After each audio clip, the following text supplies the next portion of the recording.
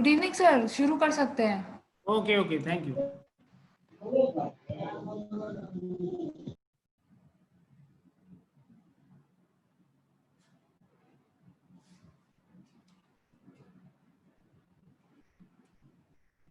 Hello everyone,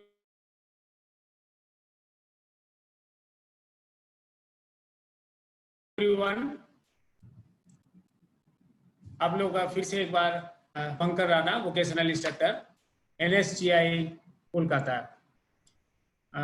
आज का class शुरू होने से पहले मैं कुछ आपके साथ कार्य अनुभव को साझा करना चाहता हूं। बहुत ही महत्वपूर्ण अनुभव है, इसको सुने। मैं अपने कार्यकाल के दौरान सेना में टेक्नीशियन पद में थे, तो उस दौरान हम मरम्मत का कार्य ज़्यादातर करते थे, वेल्डिंग के। तो एक जगह जो है हमारे रोड्स बनते हैं, तो वहाँ पर कंस्ट्रक्शन का काम होता है, पत्थर तोड़ने का काम होता है, हटाने का काम होता है। तो काफ़ी सारे आपका इक्विपमेंट्स का प्रयोग आते हैं, जैसे आपका कंप्रेसर मशीन्स आते हैं, JCB आते हैं, पे लोडर आते हैं, स्नो कटर आते हैं, इस तरह से आते हैं। आपके व्हीकल्स भी आते हैं। तो उस समय एक आपका जो JCB है, ये हाइड्रोलिक्स बेस होते हैं, जिसमें हाइड्रोलिक्स मतलब उसके जो आपका कार्य है वो होता है तेल के प्रेशर से होता है। तो तेल के प्रेशर बनता है, उसमें आपका जैक रहता है, जैक के अंदर में तेल भरा होता है, और उसका प्रेशर को बढ़ा के और घटा के जो है उस चलाया जाता है। तो JCB का जैक का जो है तेल जहां भरा रहता है, उसमें एक बार छेद हो गया। तो हम लोग का जरूरत है वहाँ जो जॉइंट्स है, वहाँ आपका पाइप और फ्लेंज जॉइंट्स है, वहाँ छेद हुआ है, उसको जोड़ने के लिए या छेद बंद करने के लिए हमें बुलाया गया। तो हम क्या किए, पहले गए और उस जगह को साफ किए बिल्कुल अच्छी तरह से, पेंट हटाए, उसके बाद वहाँ पर वेल्डिंग कर दी। फिर जो है उसको फिटिंग किया गया। फिटिंग करने के बाद आपका काम करने लगे, तो उस दौरान फिर वहां से तेल फव्वारे की माने मात्रा में निकलने लगा। तो वेल्डिंग तो विफल हो गया। अब देखने में बिल्कुल सही, कहीं कोई गलती नहीं थी, लेकिन कहीं एक किनारे से फव्वारे की मात्रा में निकलने लगा। तो उसमें फिर उसको काम करना पड़ा, वेल्डिंग हटाना पड़ा। आर्क से ही हम वहाँ गॉजिंग करके हटाए। हटाने के बाद आपका ग्राइंडर होता है, ग्राइंडर से उसको साफ किए। करने के बाद फिर वहाँ वेल्डिंग किए। और टेस्ट करने का तो कोई जरिया नहीं है, बिल्कुल फिट करना पड़ेगा। फिट करके ही वो उसको लगा के फिर काम करके देखा जाएगा कि हाँ लीक हो रहा नहीं हो रहा। फिर उसको फिट कर दिया गया। फिर उसके बाद काम किए तो सही हुआ। तो ये जो है, इससे ये पता चलता है कि वेल्डिंग जो है ऊपर से देखने से बिल्कुल कितना भी सही हो, लेकिन उसके अंदर में कुछ गलतियां रह जाए तो वो विफल माना जाता है। तो ये तो दिखाई नहीं देता है, इसीलिए अंदर की गलती को जानने के लिए या उसको पहचानने के लिए किस कारण से होता है या क्या क्या गलती हो सकते हैं, इसके लिए आज का जो है आपका क्लासेस है arc welding defects in internal. तो ये आपका आज का विषय है। ओके,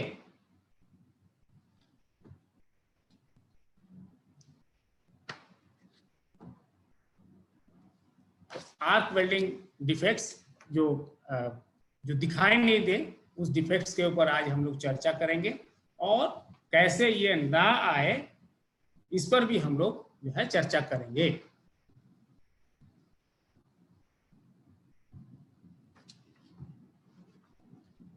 तो क्या है, पहले ये देखा जाए कि फॉल्ट अथवा डिफेक्ट वेल्डिंग में क्या है जिसे हम कह सकते हैं फॉल्ट।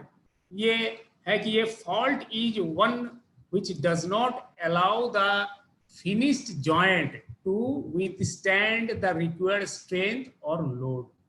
ये हमें जो है कभी पूरा होने नहीं देता है। वेल्डिंग फॉल्ट्स वो है जो उसके जॉइंट्स और उसके ताकत को पूर्णता प्रदान नहीं करता है, वही वेल्डिंग फॉल्ट्स है। और ये इसका कैटेगरी जो है किसमें बांटा गया है, हमने पहले आपको ये एक्सटर्नल और इंटरनल, तो पहले आपको एक्सटर्नल फॉल्ट्स के ऊपर चर्चा किए, अभी आपको इंटरनल फॉल्ट्स के ऊपर चर्चा करेंगे।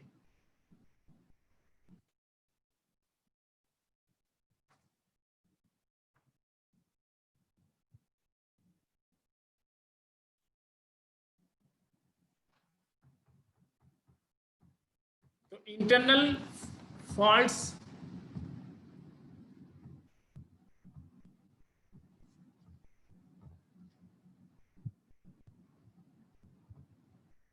क्या है, इंटरनल फॉल्ट्स क्या है आपका, देखिए ये कितने प्रकार आते हैं।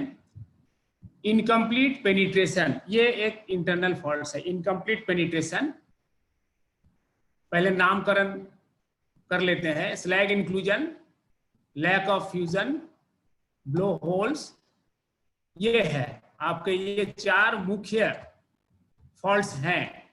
अभी जो है ये एक एक करके इनके विषय में जानेंगे। अगर इसको नहीं आइडेंटिफाई कर पाए क्या फॉल्ट्स हुआ है, तो इसका समाधान भी नहीं कर पाएंगे, क्योंकि ये मैंने बताया कि ये सर्विस के दौरान भी आया, ये फॉल्ट्स आया, फिर अभी इसके अंदर में जब चर्चा करेंगे तब पता चलेगा कि क्या फॉल्ट्स आए हैं। क्योंकि ये ऐसा नहीं कि ट्रेनिंग के दौरान आएगा, ये कार्यकाल के दौरान भी आते हैं। इसीलिए ये फॉल्ट्स के ऊपर आइडेंटिफाई होना बहुत जरूरी है, नहीं तो क्या होगा, जॉब निकल जाएंगे और जॉब कहीं भी फिटिंग होंगे या काम में लगेंगे तो उसमें से दुर्घटना घटने का संभावना रहता है, या वेल्डिंग कमजोर होने से जो घटना घटते हैं। तो अभी आपका पहला है इनकम्प्लीट पेनिट्रेशन। इनकम्प्लीट पेनिट्रेशन परिभाषा क्या है, failure of weld metal to reach the root of the joint is called incomplete penetration।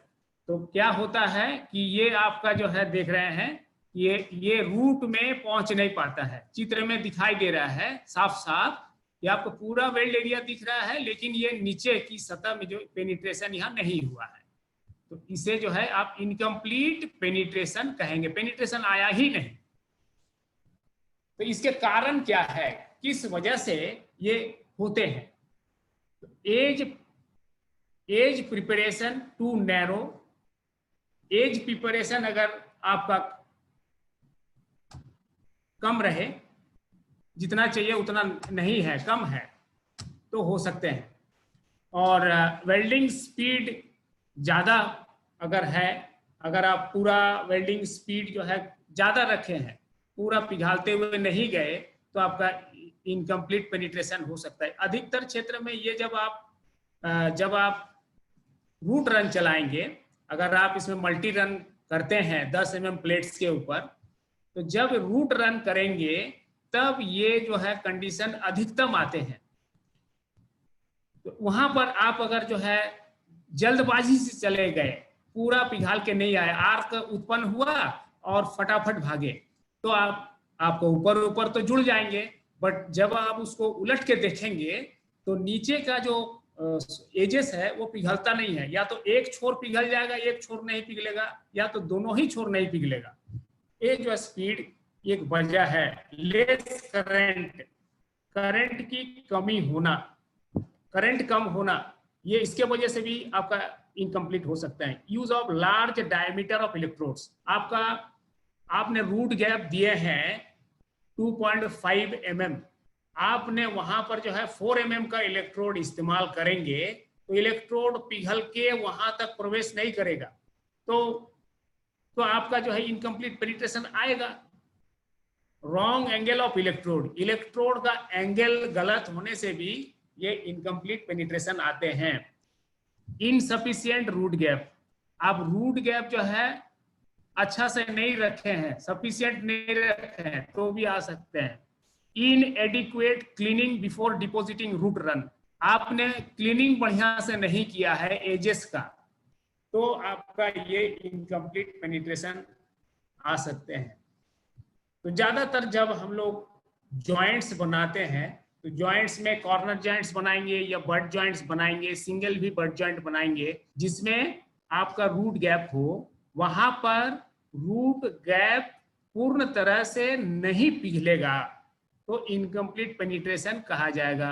और फिलेट वेल्ड जहां टी जॉइंट बनाएंगे, आपका लैप जॉइंट बनाएंगे, वहां पर या तो आप ओपन कॉर्नर जॉइंट बनाएंगे जहां आपका रूट गैप है, तो फिलेट में भी आपका अगर पूरा पिघलेगा नहीं, पूरा अंदर तक नहीं जाएगा वेल्ड, तो भी आपको इनकम्प्लीट पेनिट्रेशन कहलाएगा। मतलब पेनिट्रेशन होना फिलेट और बट वेल्ड दोनों में ही आवश्यक है।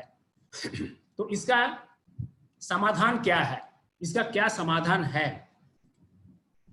तो correct edge preparation is required. तो इसके लिए महत्वपूर्ण है कि एज प्रिपरेशन आप जो है सही करें। एज प्रिपरेशन अगर गलत करेंगे, अगर सही से नहीं करेंगे, सफाई नहीं किए या स्क्वायर एज नहीं किए या आपका जो बीवेल एंगल है वो सही नहीं दिए, तो आपका ये इनकम्प्लीट पेनिट्रेशन आने की संभावना है।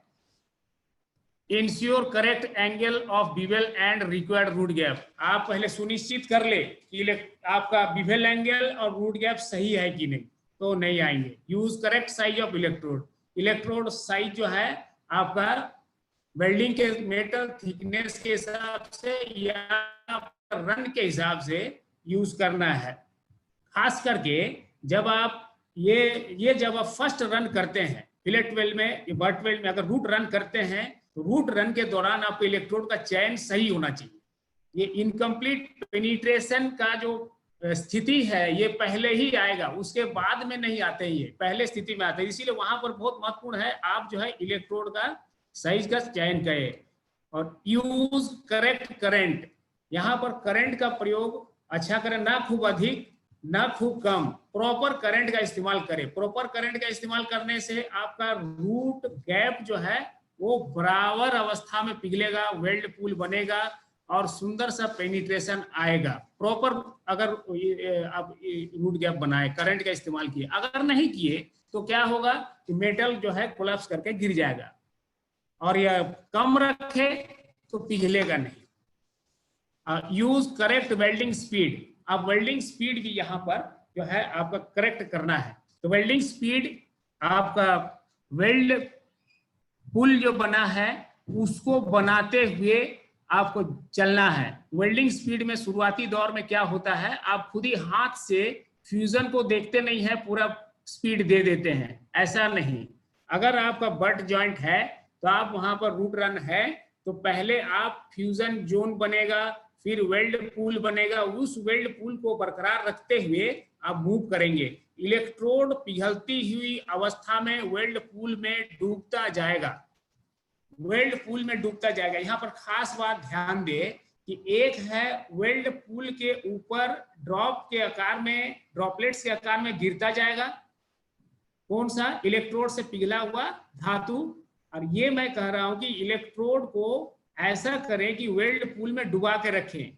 तो डुबा के रखने का टेक्निक के लिए आप थोड़ा सा इसको हुपिंग करना पड़ेगा, अंदर की ओर पुश करना पड़ेगा इलेक्ट्रोड को, ताकि उसका ठोस अवस्था, इलेक्ट्रोड का जो ठोस टिप है ये अंदर जो है डूबा रहे आर्क के अंदर में, और आर्क भी बना हुआ है और ड्रॉपलेट्स भी वहां जा रहे हैं वेल्ड पूल के अंदर से, तो आपका ये जो है इनकम्प्लीट पेनिट्रेशन नहीं होगा। तो ये वेल्डिंग स्पीड साथ में देना है। अभी आते हैं नेक्स्ट, स्लैग इंक्लूजन। देखिए चित्र हम दिखा रहे हैं इसीलिए कि ताकि आपको अच्छी तरह से समझ में आए कि किसे कहते हैं। तो पहले चित्र में देखें कि ये अवस्था है, आपका पूरा बीड लगा हुआ है और फोकस किया गया है, यहाँ पर जो है आपका स्लैग जमा हुआ है, दिख रहा है, ओके। तो ये जो अवस्था है चारों ओर बीड है और बीच में कहीं स्लैग फंसा हुआ है, तो इस अवस्था को स्लैग इंक्लूजन कहेंगे।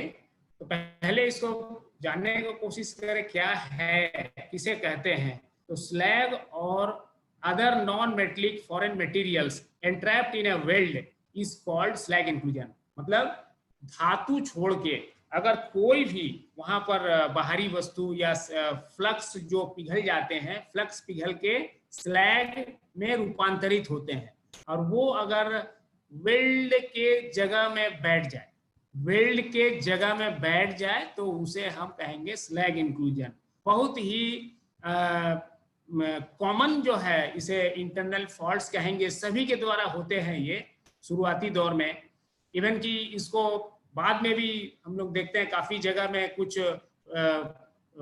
प्लेट्स में गंदगी रहने के कारण होते हैं, कुछ कंडीशनल वे में होते हैं। तो ये एक बहुत ही कॉमन इंटरनल दोष है, इसे दूर करना बहुत ही जरूरी है। तो ये ट्रेनिंग के दौरान कोशिश करें कि इससे दूर किया जाए। मेरा कोशिश रहता है कि ये जो स्लैग इंक्लूजन कम से कम ना आए। तो पहले तो इसे आता किस लिए है, ये जब तक हम लोग नहीं जानेंगे किस लिए आता है, तो किस लिए नहीं आएंगे इस पर चर्चा नहीं होगी। जैसे बीमारी कैसे हुआ, पहले ये पता करते हैं बीमारी कैसे हुआ, उसके बाद बीमारी का निवारण करते हैं। लेकिन जब तक ये पता नहीं चलेगा कैसे हुआ, तब तक जो है हम निवारण नहीं कर सकते। तो खैर इसमें भी हम इसका कॉजेज का पता करेंगे।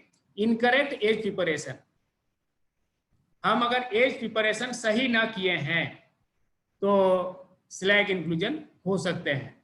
इनकरेक्ट एज प्रिपरेशन में आप जब कि दो प्लेट्स को जब गैस कटिंग करने के बाद आप उसको जोड़ने लगते हैं, तो उस समय देखा जाए काफी गंदगी वगैरह रह जाएगा, या तो आप सही से उसको बीवलिंग नहीं किए जहां इलेक्ट्रोड जा सके ठीक से, तो तब आपका ये अवस्था हो सकता है। Wrong size and type of electrode, तो इलेक्ट्रोड का चयन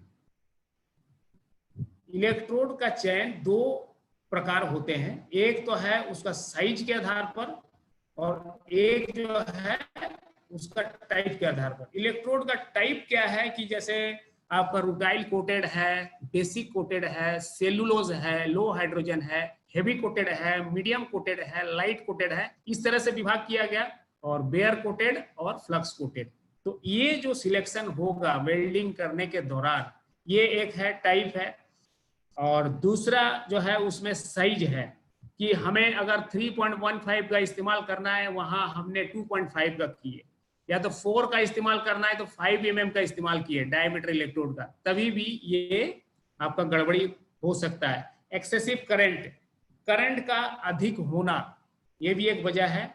लॉन्ग आर्क लेंथ, तो आर्क लेंथ क्या होता है, जब आप शुरू में जब आप वेल्डिंग सीख रहे होते हैं, तब आपका आर्क लेंथ जो है कभी बराबर नहीं रहता है।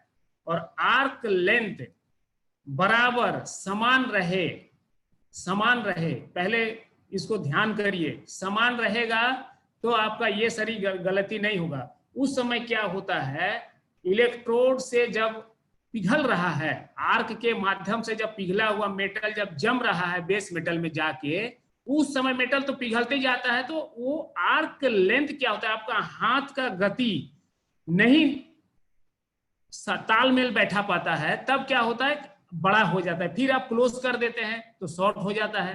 तो नॉर्मल आर्क लेंथ में काम नहीं बन पाता, हमेशा बढ़ा रहता है शुरुआती दौर में। तो इसको जो है ये भी एक कारण है। इम्प्रॉपर वेल्डिंग टेक्निक, तो वेल्डिंग टेक्निक सही ना होना।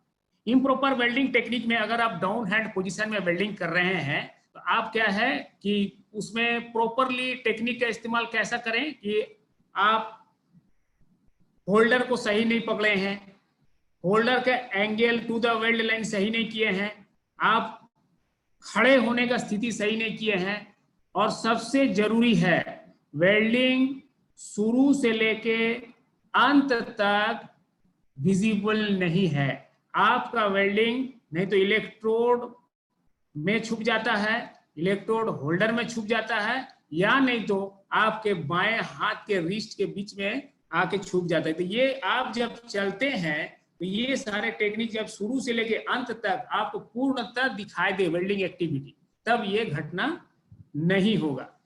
तो ये क्या होता है, आप जब वेल्डिंग करते हैं तो आप देखिएगा, आप आर्क जो जल रहा है उस समय वेल्ड मेटल पिघला हुआ जो भी वस्तुएं हैं, एक है आपका वेल्ड मेटल है और अदर फ्लक्स है, ये दोनों पिघला हुआ चीज जो है एक समान रूप से एक ही तरफ प्रवाह होना चाहिए।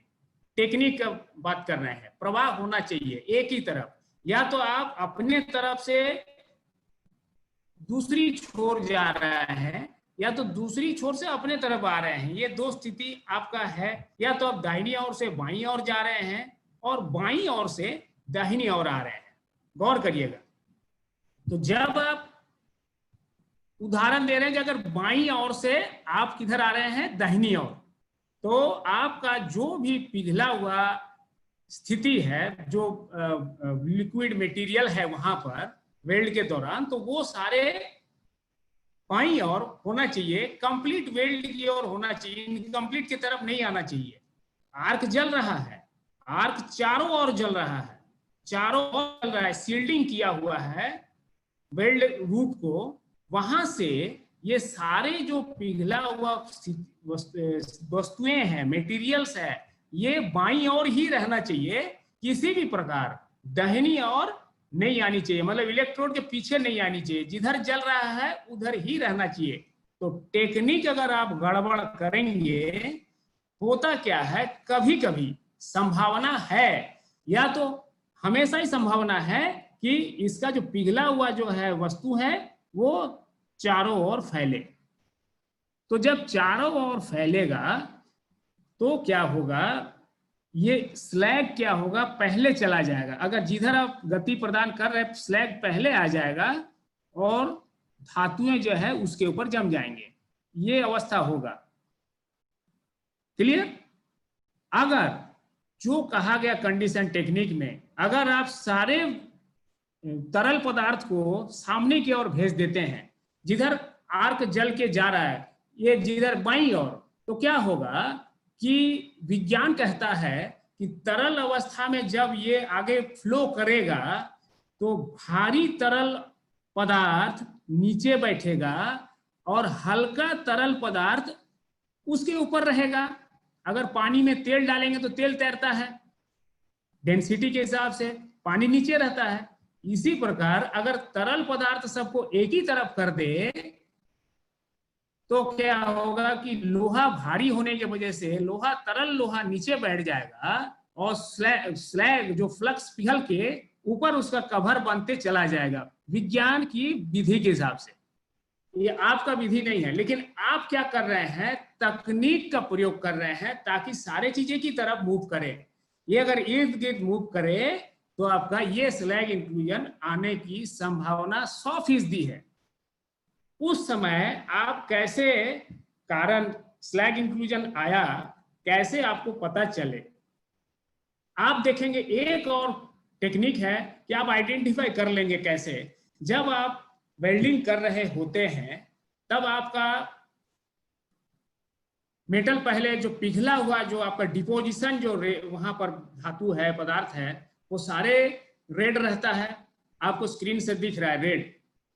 तो ये रेड अवस्था में जब आएगा तो ये धीरे धीरे पूरा डार्क होता जाएगा, डार्क होता जाएगा, क्या होगा, काला हो जाएगा, आपको रेड से डार्क दिख रहा है। लेकिन अगर इस बीच में डार्क अवस्था के बीच में कहीं उजला दिख जाए तो धीरे धीरे वो डार्क होगा। अगर उजला दिख जाए तब आपको आप कंफर्म हो जाए कि वहां स्लैग इंक्लूजन हुआ है। तो ऐसा समय में अगर आपको पता चल रहा है कि स्लैग इंक्लूजन हुआ है, आप वेल्ड को रोक दे। क्लियर? ये टेक्निक जो है का एक वजह है, जो गलत टेक्निक का प्रयोग करना। तो गलत टेक्निक से ये सारे जो है स्थितियां पैदा हो रहा है वेल्ड बीड के पास, तो आपका स्लैग इंक्लूजन हो रहा है। नेक्स्ट है इनएडिक्वेट cleaning of each run in multi run welding. आपने क्या किया कि जब 3 रन 4 रन करेंगे तब एक रन करने के बाद अच्छा से साफ नहीं किए, रूट मान के चलिए रूट रन किए, आपने साफ कर दिए, तो आपने क्या किया, स्लैग साफ कर दिए, स्लैग को बिल्कुल क्लीन कर दिए। लेकिन आप गौर करिएगा इसका दोनों जो किनारों में ब्लैक कलर का एक लेयर पड़ता है, ब्लैक कलर का लेयर क्या है, वो कार्बन का लेयर पड़ता है। तो जब आप वीविंग करेंगे तो ये आप उजला हुआ जो हिस्सा है जिसको आप साफ कर दिए, स्लैग रिमूव करने के बाद उस ब्लैक लेयर के ऊपर जब आप चलेंगे तो वो क्या करेगा, धातु से धातु को जोड़ने नहीं देगा, बाधा प्राप्त करेगा। उस समय भी आपका स्लैग इंक्लूजन आने का संभावना है। These are the possibilities, these are the main possibilities, संभावना, ये इससे विरत रहना है। तो अब इसको कैसे यहाँ से हम अपने आप को यहाँ से सॉल्यूशन कैसे करें, तो यूज करेक्ट जॉइंट प्रिपरेशन, आप जो है सही जॉइंट तैयार करें।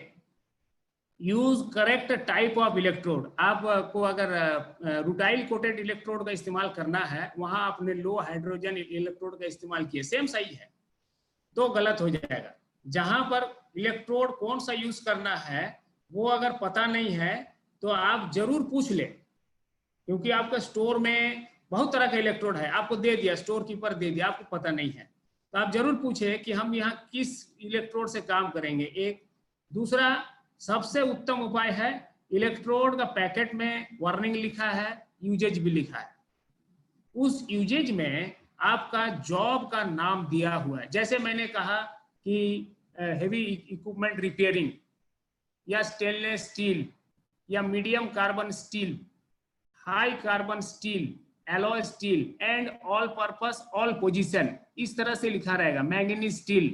तो आप अगर इलेक्ट्रोड आपको नहीं आता है, आपको कोड नहीं आता है कि क्या कोड इस्तेमाल हो रहा है जॉब के ऊपर, एक दूसरा तो आप उसको पढ़ लें, तीसरा अगर दोनों ही नहीं आता है तो जरूर पूछ ले इंचार्ज से कि ये इलेक्ट्रोड इस्तेमाल कर सकता हूं कि नहीं, क्योंकि हो सकता है कि फेरस सीरीज का ही माइल्ड आपका स्टील, कार्बन स्टील सीरीज का ही इलेक्ट्रोड है, लेकिन कौन से सीरीज का है नहीं पता चल रहा है।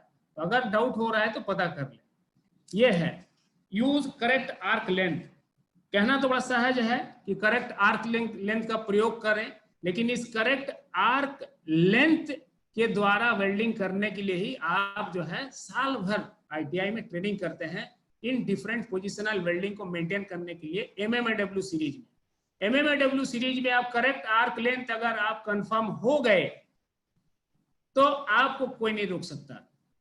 मैं खास करके मैं अपने बारे में कहूंगा, मैं आईटीआई में आर्क लेंथ पूरा नहीं कर पाया था, तो फिर अप्रेंटिस किए। अप्रेंटिस में मैंने देखा बहुत स्विफ्टली लोग काम कर रहे हैं आर्क लेंथ को मेंटेन करते हुए। फिर हमने एक्सरे क्वालिटी जब काम किए तब और भी जरूरी है, इसीलिए करेक्ट आर्क लेंथ का जो है सुनिश्चित करना, परिभाषित करना स्किल से ही संभव है। इसको अगर मुंह से कह देंगे कि करेक्ट आर्क लेंथ, जबकि आप लोग काम कर रहे हैं विभिन्न आईटीआई में या हमारे साथ, तो आप देखे हैं कि हम जब कर रहे हैं तो सही हो रहा है, जब आप कर रहे हैं तो सही नहीं हो रहा है, क्योंकि मेरा क्या है, मेरा 25 साल से ऊपर का तजुर्बा है, आपका क्या है, साल भर का तजुर्बा है। तो ये है, इसीलिए ये करेक्ट आर्क लेंथ करना ही आपका उद्देश्य है, तब जाके आपका ये स्लैग इंक्लूजन नहीं होगा, किसी भी वेल्डिंग में, पोजिशनल वेल्डिंग में नहीं आएगी।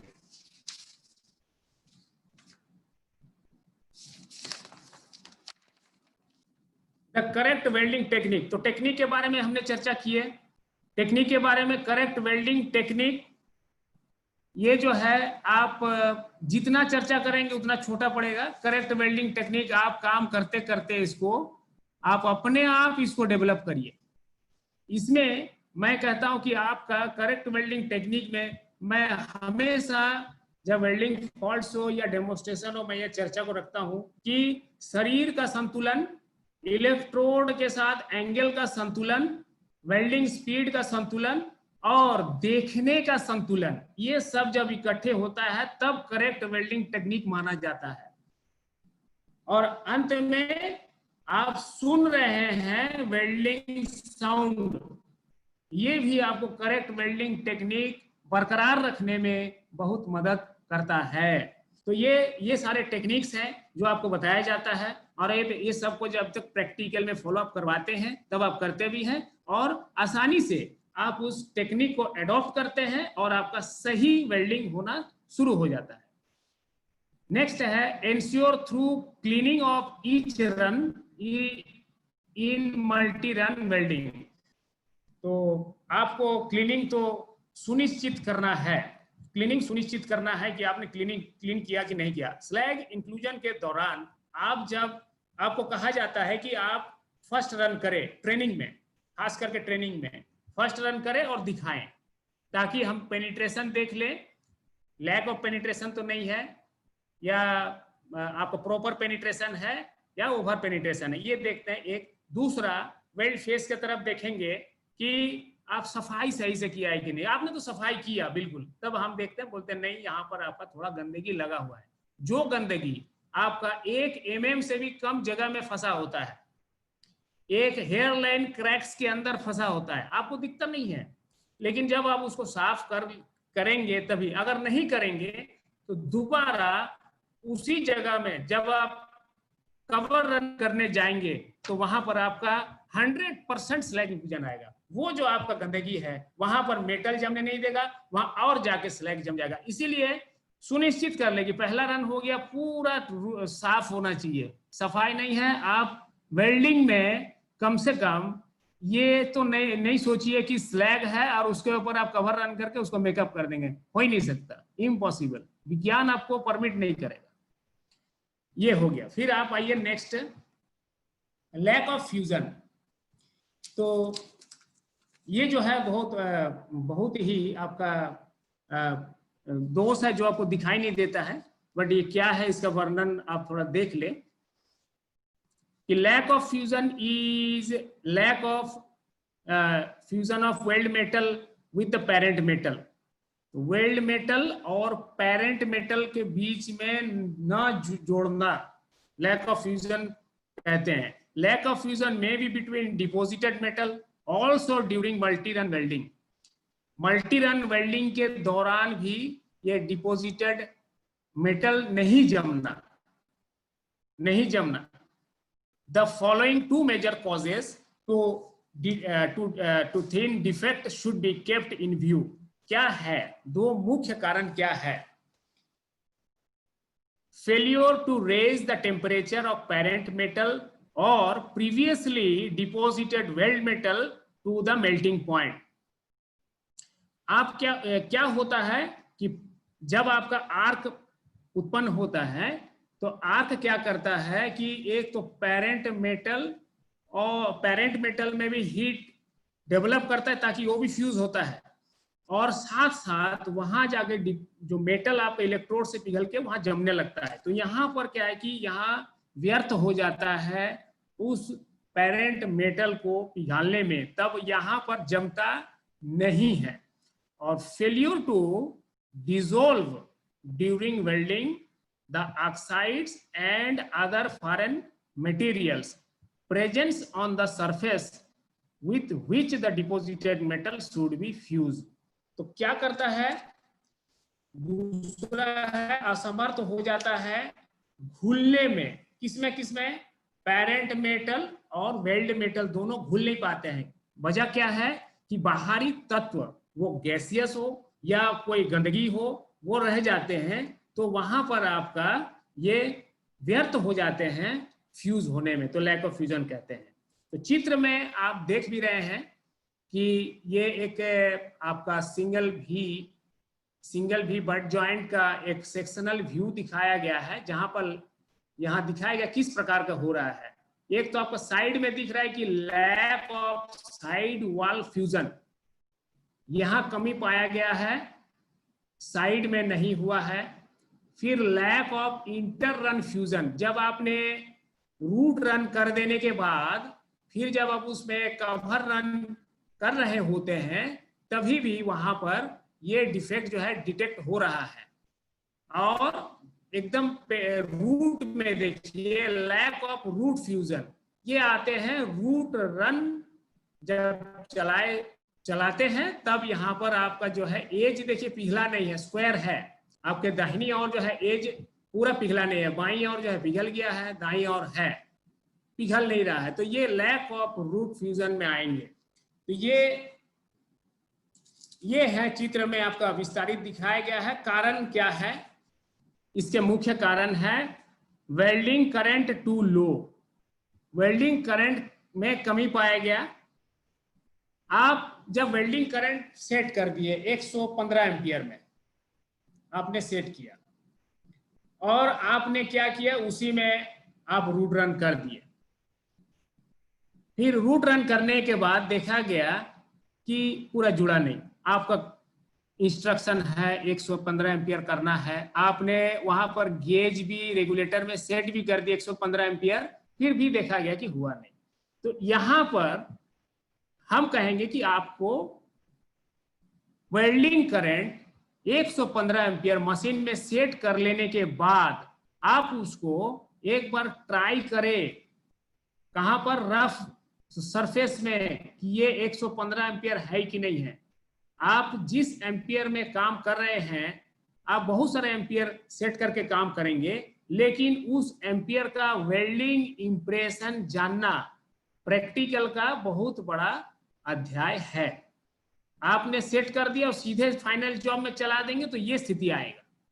ये स्थिति ना आए तो आप सेट करने के बाद आप जरूर एक डेमो जॉब, जहां फाइनल जॉब जो आपको सर दिए हैं या कंपनी में करना है उसमें ना चला के एक डेमो जॉब, सैंपल जॉब के ऊपर चलाए और 115 एम्पियर प्रॉपर है कि ओवर है कि कम है, ये आपको पता होना है उस एम्पियर को सेट करने के बाद। यहां पर इसी अवस्था को कहा गया है welding current too low.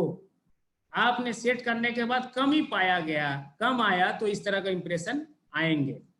Improper cleaning of parent metal and previously deposited run, तो यहां पर भी आपका क्लीनिंग नहीं होता है, सही से क्लीनिंग नहीं होना, और अगर पहले आप रन लगाए हैं उसको भी साफ नहीं करना। तो आप लोग क्या करते हैं, ज्यादातर स्लैग साफ कर दिए, स्पैटर साफ कर दिए और क्लीनिंग नहीं देखते हैं। लेकिन एक स्केल गिरता है, एक आस्तरण पड़ता है जो कि आपको दिखाई नहीं भी दे सकता है, दिखाई दे भी सकता है। तो वायर ब्रश से आप पूरा साफ करें, बिल्कुल उसका जो है मेटल का जो भी कलर है उसको लाए, वेल्ड बीड का कलर, मेटल का कलर बराबर आ जाएगा, वहां पर कोई भी आपका लेयर नहीं दिखना चाहिए, वो लेयर आपको दिक्कत करेगा। इम्प्रॉपर वेल्डिंग टेक्निक, तो वेल्डिंग टेक्निक में सुधार करना है तो आपका ये नहीं आएगा। तो वेल्डिंग टेक्निक के बारे में आपको बताए हैं, आप वैसे ही फॉलो करें। आपका फिर इसमें निवारण क्या है, ना आए lack of fusion, use proper current, आप प्रॉपर करंट कर ले,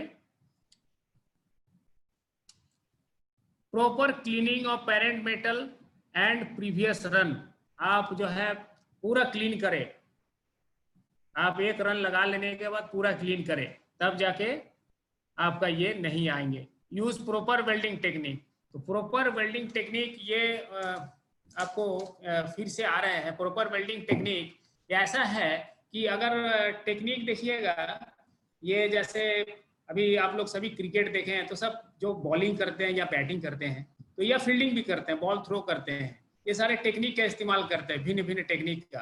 अगर टेक्निक में थोड़ा गड़बड़ी हो जाए तो वो लोग का मिस हो जाता है, या तो बॉल मिस हो जाए, कीपर के हाथ में चले जाएंगे, या तो फील्डिंग मिस हो जाएगा, या तो बॉलर्स के वाइड या नो हो जाते हैं, ऐसे होते हैं। तो टेक्निक्स वो लोग भी इतना प्रैक्टिस करने के बावजूद भी वो प्रॉपर टेक्निक का ही फॉलो अप करना चाहता है, फिर भी नहीं होता है। तो वेल्डिंग में हमने जो आपको ये तालमेल बताया, यही करने से प्रॉपर वेल्डिंग टेक्निक जो है ये हो सकता है। तो आपको फिर से दोहरा देते हैं, आपका प्रॉपर वेल्डिंग टेक्निक आपका बॉडी का जो एंगल है या उसका बैलेंस है, दूसरा जॉब की स्थिति है, उसके साथ इलेक्ट्रोड का एंगल है, और उसके साथ मूव करने की स्थिति है, ये सारे, और देखने की स्थिति है, ये सब का सामंजस्य बना के जब आप वेल्डिंग करेंगे तो ये प्रॉपर वेल्डिंग टेक्निक का इस्तेमाल होगा डिफरेंट पोजीशंस में, तब जाके आपका ये टेक्निक फॉलो अप होगा। तो ये करने से आपका ये लैक ऑफ फ्यूजन नहीं आएंगे। अब आते हैं, ये देखिए आपको चित्र में दिख रहा है ब्लो होल्स, तो जिसके बारे में हमने विषय शुरू होने से पहले हम एक कहानी बताए थे, अपना अनुभव बताए थे। एक जो जेसीबी का जो हाइड्रोलिक जैक को जो वेल्ड करने के बाद जब वहां से जो है तेल लीकेज हुआ है, तो उसका ये अभी यहाँ पर आपको समझ में आएगा कि ये अंदर में होल रह गए हैं, ब्लो होल्स रह गए, एयर पॉकेट्स बन गए हैं, जहां से वो तेल जो है एकदम जो है शुरू से लीक करके बाहर आ रहा है। तो इसका उसका कारण ही ब्लो होल्स था। तो अब ये जो है बहुत ही कठिन चीज है। ये इंटरनल डिफेक्ट्स आएंगे, बाहर से दिख जाते हैं, कभी दिखते भी नहीं है। तो ये ब्लो होल्स क्या है, इसके बारे में चर्चा करते हैं। तो during welding the gases dissolved from the atmosphere into the weld metal are released out during solidification and cooling of the weld metal. तो वेल्डिंग के समय जो आपका वेल्डिंग तरल अवस्था में रहता है, वेल्डिंग मेटल, वो जो है वेल्ड होता है, उसमें तरह तरह का गैस भी रहते हैं। तो होता क्या है कि ये वेल्डिंग होते समय संभावना रहता है कि उस लिक्विड के अंदर में वो जो तरल अवस्था में है उसके अंदर में गैस फंस के रह जाए। तो गैस फंस के रह जाए और जब वो सॉलिड होने लगते हैं तो वहां से वो गैस है वो निकलेगा ही, तो फिर वो निकलता है, उसका इंप्रेशन बनता है ये ब्लो होल्स के रूप में। These gases causes blow hole and porosity in the weld. तो ये जो हम लोग एक्सटर्नल डिफेक्ट्स में देखते हैं, बहुत सारे आते हैं एक साथ गुच्छे के जैसे, तो पोरोसिटी है। ये crowded group of gas cavity exceeding 1.5 mm dia is called blow holes. तो यहाँ पर आपको दिख रहा है कि ये अगर बड़ा हो जाए तो ब्लो होल्स कहेंगे। एक 1.5 mm से अधिक आ जाए डाया में तो ब्लो होल्स कहेंगे। And both this defects are caused because of the use of wrong electrode. Electrode अगर गलत इस्तेमाल किए तो ये आने का बहुत संभावना है। तो excessive current, long arc, poor weldability of parent metal and improper welding technique, ये सारे वजह है आपका ब्लो होल्स आने के। तो मैं इसमें इसको ना आए तो ये आपको पोरोसिटी में बता दिया गया है ना आने के वजह, लेकिन इसमें भी थोड़ा सा बता देना चाहता हूं कि ब्लो होल्स इसका एक तो आप एक काम करें कि ड्राई इलेक्ट्रोड माने मॉइस्चर फ्री इलेक्ट्रोड का ही प्रयोग करें। मॉइस्चर फ्री, एक मॉइस्चर नहीं होना चाहिए। तो हम जब फील्ड में काम करते थे तो फील्ड में तो ड्राइंग ओवन लेके नहीं जा सकते, रोड्स के पास में नहीं उपलब्ध था। तो बहुत ही एक घरेलू टेक्निक इस्तेमाल करते थे। इलेक्ट्रोड को एक प्लेट्स के ऊपर उसको शॉर्ट करते थे, तो उसमें क्या होता था कि गर्म हो जाएगा इलेक्ट्रोड, शॉर्ट करेंगे तो स्टीम सब निकलता था। तो स्टीम निकलता था, दिखता था, फिर स्टीम निकल गया, फिर उठा लेते थे। But this is not a technique, but field में हम लोग करते थे क्योंकि ड्राई नहीं रहेगा और इम्पोर्टेंट वर्क चल रहा है, तो ड्राई करना बहुत जरूरी है। नहीं होगा तो ब्लो होल्स आएंगे, नंबर 1। नंबर 2 है कि आप बिल्कुल सतह जो है बिल्कुल साफ रखना है। तो सतह साफ रखने का जो हम आपको उदाहरण दे रहे हैं, अगर हमने जैक को वेल्ड किए तो पहले क्या किए कि जैक में जो तेल आउटलेट से रिलीज कर दिए, फिर उसमें से और क्लीन नहीं किए थे, उसको वैसे वेल्ड कर दिए थे तो वो आ गया था। लास्ट में क्या किया कि बिल्कुल पोंछ के, उसके अंदर की सतह को पोंछ के बिल्कुल साफ करके तेल रिलीज करके, पहले तो तेल रहते रहते वेल्ड कर दिए थे फर्स्ट में, लेकिन तेल साफ करके फिर वहां पर कटिंग करके उस वेल्ड को काट के बिल्कुल क्लीनिंग होना चाहिए, सरफेस में कुछ भी गंदगी नहीं होना चाहिए, तो ब्लो होल्स नहीं आएंगे। ये आपका मेन है। इसमें खास करके टेक्निक का उतना दोष नहीं है, बट जो है आप अगर इसमें टेक्नोलॉजी जो है, अगर आप साइंस को ना माने, अगर मॉइस्चर वाले इलेक्ट्रोड का इस्तेमाल किए, आप यहाँ देखे भी होंगे जब आप कभी मॉइस्चर इलेक्ट्रोड इस्तेमाल करते हैं तो पोरोसिटी भी आ जाते हैं, आप देखे भी होंगे। इसीलिए ये ड्राई रखना चाहिए। तो अब जो है ये आपको समझ में आ गए होंगे। आपका जो इंटरनल जो डिफेक्ट्स है ये समझ में आ गया होगा कि क्या क्या हैं। आपका इनकम्प्लीट पेनिट्रेशन और slag inclusion, lack of fusion, blow holes, ये 4 मुख्य इंटरनल डिफेक्ट्स है जो खाली आंखों से नहीं दिखते, अंदर फंसे होंगे या दिखते भी हैं, तो आप इसको ना आने दें। अब जो है इसका प्रभाव क्या हो सकता है अगर ये सब रह जाए, तो कहते हैं ना कि सब ठीक है जाने दो, क्या होगा देखते हैं, लेकिन इसका प्रभाव क्या हो सकता है अगर ये दोष रह जाए। तो आप देखें कि क्या हो सकता है कि ये weakness the strength of weld, तो ये क्या करेगा, स्ट्रेंथ घटेगा, वेल्ड का स्ट्रेंथ जो है कम हो जाएगा, वीक हो जाएगा। रिड्यूसेस द थ्रोट थिकनेस, तो थ्रोट थिकनेस जो है ये कम हो सकते हैं। Throat thickness nomenclature of weld में आपको दिखाया गया है कि आप अगर रूट से एक्चुअल रेनफोर्समेंट का जो दूरी है वो थ्रोट थिकनेस है, ये कम होता है, फॉल्ट्स होने से ये कम हो सकता है। कंज्यूम्स मोर इलेक्ट्रोड जो है ज्यादा जो है खर्चा होता है, जितना बार बार आप उसको उस दोष को हटाएंगे फिर आप उसमें इलेक्ट्रोड लगाएंगे तो इलेक्ट्रोड का खर्चा बढ़ता है। Change in base metal properties, base metal का प्रॉपर्टी भी चेंज होता है। अगर हम इसमें बार बार अगर वेल्डिंग का कैलकुलेशन है इन वेल्डिंग इंजीनियरिंग में, तो जिसे कहा गया कि जब वेल्ड होता है तो उसमें minimize the heat affected zone,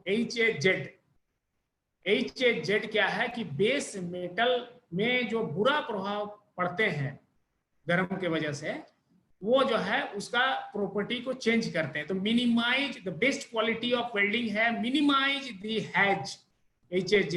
तो जितना हम उसके ऊपर वेल्डिंग करते जाएंगे, उसको सुधारते जाएंगे, तो ये बेस मेटल का प्रॉपर्टी जो है ये चेंज होगा, ये नहीं होना चाहिए।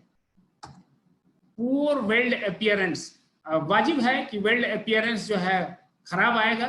ये जब आप लोग काम करते हैं और वेल्डिंग में जब दोष आते हैं तो अपीयरेंस जो है वो बुरा दिखता है।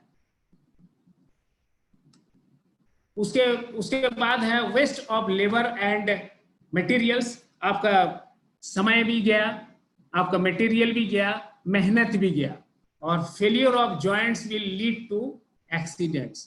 तो हम जो है इसको नहीं आने देना चाहते हैं कि आपका जॉइंट्स फेल हो जाए और एक्सीडेंट का वजह बने। तो प्रशिक्षण हम लेते हैं ताकि ये ना आए। प्रशिक्षण लेने का वजह है कि दोष ना आए। एक सबसे महत्वपूर्ण बात कि दोष ना आए, दोष का पहचान करा देने का मतलब दोष ना आए। जैसे अभी सबसे उत्तम उदाहरण है कोविड पॉजिटिव का पहचान इसीलिए हो रहा है कि ना आए, चाहे इसे दूर हो जाए, हम लोग सब मुक्त हो जाए, ऐसा इसीलिए इसका पहचान किया जा रहा है ताकि फ्यूचर में कोविड फ्री बन जाए। पूरा भारत कोविड फ्री बनेगा ही, श्योर 100% बनना ही बनना है। तो वेल्डिंग में भी हम ट्रेनिंग में बताते हैं या आपको इस क्लासेस के दौरान बता रहे हैं कि जिस दोष के बारे में चर्चा कर रहे हैं, न आने की वजह से, आने की वजह से नहीं, पहला। दूसरा, अगर आए तो कैसे उसको ठीक करें, और सबसे महत्वपूर्ण है कि अवॉइड करें, दूर रहे, दोषों से दूर रहे। तो तब आपका जो है ये जो फॉल्ट्स इन आर्क वेल्डिंग एक्सटर्नल और इंटरनल MMAW सीरीज का ये जो थ्योरी है ये पूर्णता प्राप्त करेगा अगर आप दोष रहित वेल्डिंग करेंगे तब। तो ये जो है आपका मेन इफेक्ट्स है। तो अभी जो है आप इन के ऊपर आप कुछ सवाल बनाएंगे ताकि आपका जो ये पढ़ाई जो है पूरा हो, क्योंकि बिना सवाल का तो पढ़ाई पूरा नहीं होता है। तो आप देखिए कुछ एक सवाल आपको बना के दिए हैं जिसमें कि आप अपने से भी बना सकते हैं, क्योंकि आप अगर सही से उसको पढ़ लेंगे या नियमित का किताब को फॉलो करेंगे तो आपको ये सारे जो है MCQ जो है आपको बनाने में बहुत मदद आएगा। और कुछ आपका ये सब्जेक्टिव सवाल दिए हैं कि इसमें right the main causes of slag inclusion के कारण क्या है, right the short notes on effect of faults in arc welding. Arc welding के जो प्रभाव, क्या प्रभाव है इसके बारे में लिखिए। Right the remedies of arc blow holes, blow holes का निवारण कैसे करेंगे वो बताए। What is the difference between porosity and blow holes. तो एक ही जैसा लगता है बट इसमें डिफरेंस है, क्या डिफरेंस है बता देंगे दो शब्दों में। List out the internal defects in MMW। आपने जो पढ़ा अभी, जो जाना इंटरनल डिफेक्ट्स क्या क्या है उसका आप सूची बनाए। तो ये इसके साथ ही मैं उम्मीद करता हूं कि आपका ये डिफेक्ट्स का MMW में जो डिफेक्ट्स है, आर्क वेल्डिंग में जो डिफेक्ट्स है, ये अध्याय आप जानकारी हो गया होगा। उम्मीद है कि आप अपने प्रैक्टिकल के दौरान ये दोष मुक्त जो है वेल्डिंग कर पाए। और आपका इस क्लासेस में महत्वपूर्ण समय देने के लिए बहुत बहुत धन्यवाद।